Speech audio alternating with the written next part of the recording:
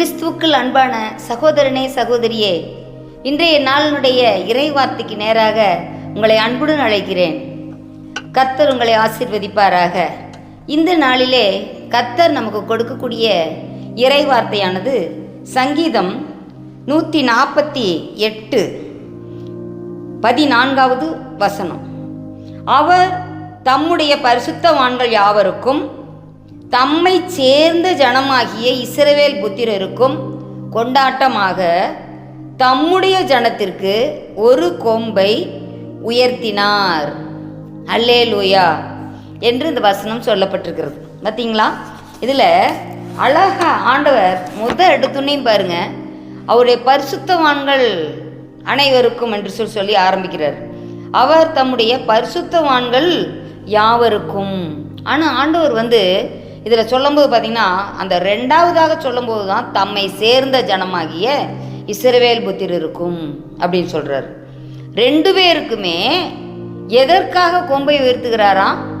கொண்டாட்டமாக, செலிப்ரேஷன், கொண்டாட்டமாக தம்முடைய ஜனத்திற்கு ஒரு கொம்பை உயர்த்தினார் என்று சொல்லப்பட்டிருக்கிறது.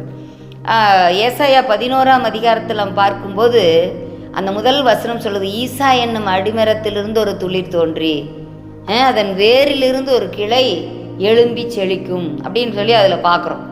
வேரிலிருந்து ஒரு கிளை, கிளை என்பது கொம்பு என்றும் சொல்லுவார்கள். அப்போது அந்த கொம்பாக நமக்காக எழுந்தவர் தான் யார்? நமக்காக வந்தவர் தான் தாவீதின் வம்சத்தில் ஈசா என்னும் அடிமரம். நீ சொல்லும்போது தாவீதினுடைய தகப்பன் பேர் என்ன? ஈசாய். அவங்களுடைய வம்ச வழியில தான் தாவீதின் வம்சத்தில் ஆண்டவராய் இயேசு கிறிஸ்து வர்றார். அப்போ அந்த இடத்துல பாருங்க, நம்மளுக்கு ஒரு கொம்பாக, கொம்பு என்பது ஒரு ஜெயம், வெற்றியை குறிக்கிறது. அப்போ பாருங்க, அந்த நாட்கள்லாம் அவங்க ஒரு போரில் வெற்றி பெற்றாலும் அப்படியே ஜெயதுணியாக கொம்புகளை ஊதுவார்கள். அடுத்ததாக பார்த்தீங்கன்னா, கொம்பு என்று சொல்லும்போது அது அநேகரை ஆசீர்வதிக்கிறதற்காக சாமுவேல் தீர்க்கதரிசியின் நாட்களில் அதெல்லாம் பார்க்கும்போது ஆசாரியர்களை, ராஜாக்களை, அவங்களெல்லாம் ஆசீர்வதிக்கிறதுக்கு, அவங்களெல்லாம் அபிஷேகிப்பதற்கு அபிஷேக தைலமாகிய ஒலிவ எண்ணெயை அந்த கொம்புல தான் ஊற்றி அதில் என்ன செய்வாங்க? சிரசின் மேலே ஊற்றி ஆசீர்வாதம் பண்ணுவாங்க, அவங்கள அபிஷேகிப்பாங்க. மாதிரி ஆண்டவர் இந்த இடத்துல பாருங்கள், ஒரு கொண்டாட்டம்னாகவே அந்த இடத்துல ஒரு பெரிய ஒரு சந்தோஷம்தான். அப்போது அவர் தம்முடைய ஜனத்திற்காக ஒரு கொம்பை உயர்த்தினார் அப்படின்ட்டு. சத்துரு வெள்ளம் போல வந்தாலும் ஆவியானவர் தாமே நமக்கு என்ன செய்கிறாராம்? ஒரு கொடியை ஏற்றுகிறார் அப்படின்னு சொல்லி பார்க்குறோம், ஜெய கொடி. அப்போ இந்த இடத்துல பாருங்க, கொம்பு என்றைக்குமே நம்ம கீழே குனிஞ்சு பார்க்குற மாதிரியா இருக்கும்? இல்லை. கொம்பு எப்பவுமே நம்ம எந்த ஒரு விலங்குகளுக்குமே எங்கே இருக்கும்? தலைக்கு மேலே அந்த கொம்பு காணப்படும். கொம்பை பார்க்குறதும் இப்படி பார்க்க மாட்டாங்க யாரும். இப்படி உயரமாக இப்படி ஏறிட்டு பார்ப்பாங்க.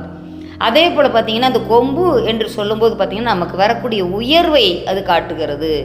ஆண்டவர் நமக்காக ஒரு கொண்டாட்டமாக, நாம் அந்த வெற்றியை கொண்டாடும் வண்ணமாக, நாம் எப்போதுமே ஆண்டவருக்குள் களிகூறும் வண்ணமாக, நாம் வெற்றி பெற்ற ஒரு ஜீவியம் செய்யும் வண்ணமாக ஆண்டவர் என்ன செய்கிறாராம்? கொம்பை உயர்த்துகிறார். பார்த்தீங்களா? அந்த இடத்துல சொல்லும்போது பார்த்தீங்கன்னா, இது ஒரு இரட்சண்ய கொம்பு, நம்மை ரட்சிப்பதற்காக, பாதுகாப்புக்காக இருக்கக்கூடிய ஒரு கொம்பு. இப்போ யாருமே பார்த்தீங்கன்னா அந்த கொம்பு உள்ள விலங்குகள்கிட்ட போகும்போதெல்லாம் ஒரு பயப்படுவாங்க. கொம்புள்ளதுக்கு 5 அடி என்று சொல்லி தமிழ் பாட்டுகளில் இருக்குது. அப்போ பாருங்கண்ணா, அந்த இடத்துல இவ்வளோ ஒரு காரியங்கள் அந்த இடத்துல இருக்கிறது. அப்போ ஆண்டவர் பாருங்க, அந்த கொம்பு, அந்த சிலுவை மரமாகி அந்த கிளையில் ஆண்டவர் தன்னுடைய ஜீவனை தந்து சாத்தானே அந்த கொம்புனாலே என்ன செஞ்சிட்டாரு? குத்தி வீழ்த்திட்டார். இப்போ பார்த்தீங்களா? அப்படி நம்ம பார்க்குறோம். அதே போல் அந்த கொம்பு அவருடைய தயவினால் நம்ம கொம்புகள் ஆண்டவர் உயர்த்தியிருக்கிறாரு. அவருடைய தயவினால், நம்மளுடைய சுய சித்தங்களோ, நம்மளுடைய பலமோ, நம்மளுடைய பராக்கிரமோ அதெல்லாம் இல்லை.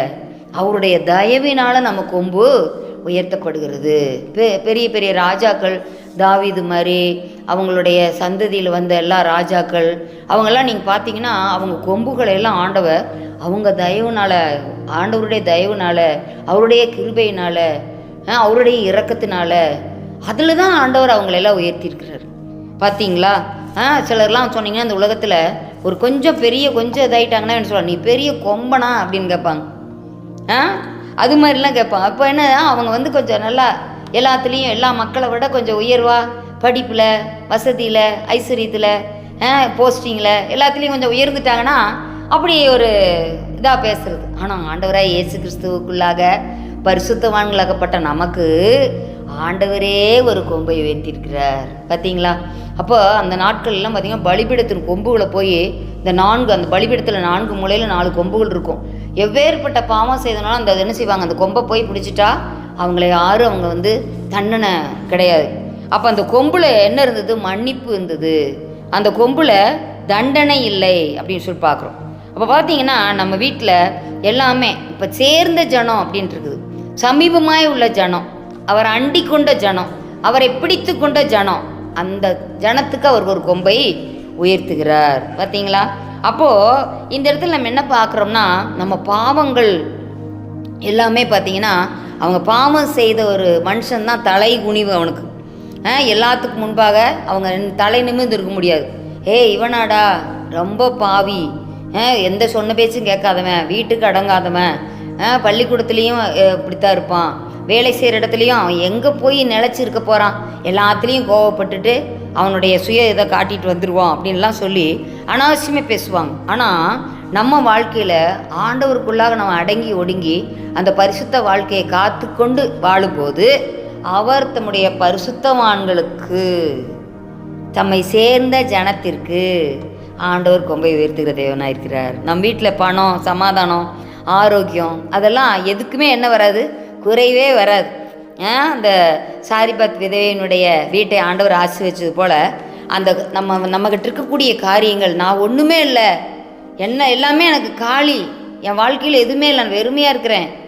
நம்ம வாழ்க்கையில் இருக்கக்கூடிய பாவங்கள், கோபங்கள், வைராக்கியங்கள், அகம்பாவங்கள் எல்லாத்தையும் நம்ம எடுத்து வெளியே போட்டுறணும். அப்போது ஆண்டவர் என்ன செய்வார், அவருடைய திவ்ய சுபாவங்களால், அவருடைய இதனால நம்மளுடைய கொம்பை ஆண்டவர் அந்த திவ்ய சுபாவங்களால், அபிஷேகத்தால் அதை நிரப்புவார். பார்த்தீங்களா? நம்ம எல்லாத்தையும் நம்ம வச்சுக்கிட்டு இருந்தோம்னா, எல்லா விதமான மாம்சத்தின் பாவங்கள் அனைத்தையும் நம்ம வச்சுட்டு இருந்தோம்னா ஆண்டவர் நம்மை நிரப்ப முடியாது. ஆகவே நம்ம இந்த நாட்களில் நம்ம அந்த பாதுகாப்பாய் ரட்சண்யமாய் இருக்கக்கூடிய அந்த கொம்பு நம்ம வாழ்க்கையில் வேணும்னு சொல்லிட்டு நம்ம கேட்கணும். ஆண்டவர் அந்த கொம்பை ஆண்டவர் என்ன செய்கிறாரு, அந்த பிரச்சனையை பார்க்காம அந்த இருதயம் ஆண்டவரை பார்க்கணும், இயேசுவை பார்க்கணும். இந்த பிரச்சனைகள்லாம் பெருசாக இருக்கக்கூடாது. ஆண்டவர் நமக்கு தலையாக இருக்கிறார், அந்த தலையில் தான் அந்த கொம்பு இருக்கிறது, மகிமை இருக்கிறது. ஆகவே நாமும் அவைகளை நோக்கி பார்த்து நாம் என்ன செய்யலாம், அதை கொண்டாடுவோம்.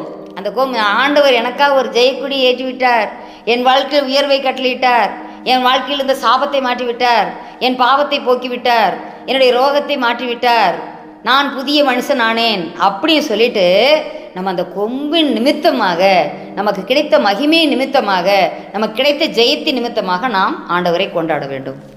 கண்களை மூடுவோம். எங்களை மிகவும் நேசித்து நடத்துகிற எங்கள் அன்பின் பரலோக பிதாவே, ஆண்டவரே நீர் எங்களுக்காக கொண்டாட்டமாக ஒரு கொம்பை எங்களுக்காக ஆண்டவரே உயர்த்தியிருக்கிறீர் ஆண்டவரே. ஆகவே அந்த உயர்த்தப்பட்ட கொம்பை நாங்கள் ஆண்டவரை எப்போதும் உயர்த்தி பிடிக்க எங்களுக்கு உதவி செய்யுங்க ஆண்டவரே. ஆண்டவரே ஒருபோது நாங்கள் ஆண்டவரே உலகத்தில் உள்ளவைகளையும் நாங்கள் பார்க்காதபடி ஆண்டவரே உண்மை மாத்திரம் நோக்கி பார்த்து ஆண்டவரே நீர் தம்முடைய பரிசுத்தவான்களுக்கும் உண்மை சேர்ந்த ஜனத்துக்கு தான் கொம்பை உயர்த்துகிறீர் ஆண்டவரே. ஆகவே நாங்கள் எப்போதும் அந்த பரிசுத்தத்திலும் உண்மை அண்டிக் கொள்வதிலும் நாங்கள் உறுதியாக இருக்க எங்களுக்கு உதவி செய்யும். இயேசுவின் மூலம் ஜெபங்கள் ஜீவன நல்ல பிதாவே, ஆமேன்.